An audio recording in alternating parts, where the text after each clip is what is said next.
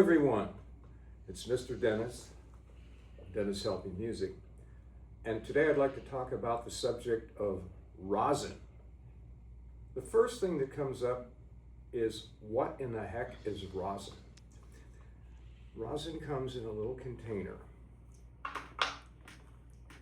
and it comes in a solid form like this. We call it a cake of rosin. The first thing is, where does it come from? Trees. When it comes out of a tree, it's pitch or resin. And what the manufacturers do is they harden it and they add beeswax.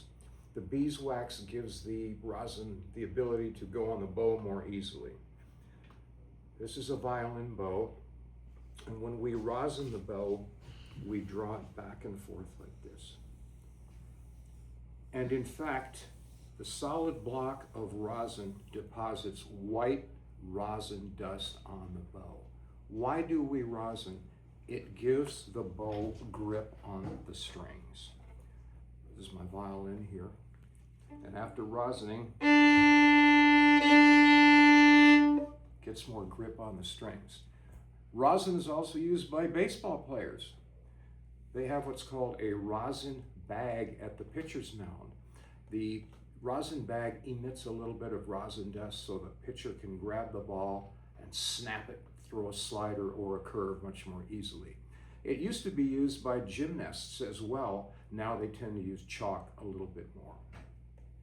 How often do I rosin the bow? It depends.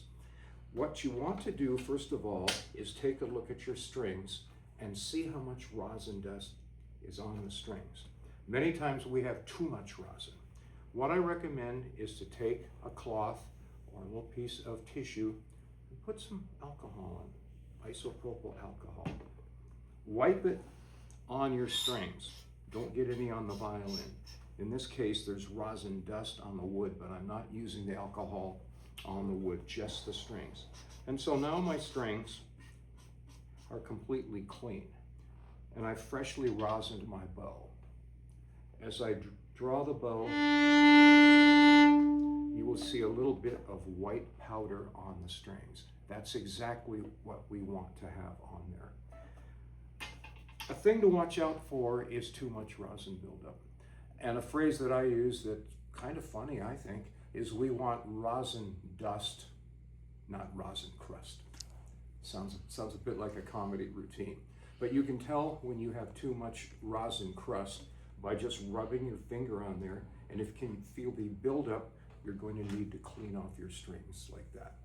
Usually I rosin every week or two, clean the strings, and then re-rosin, so you always have fresh rosin on the strings. There's many different brands of rosin.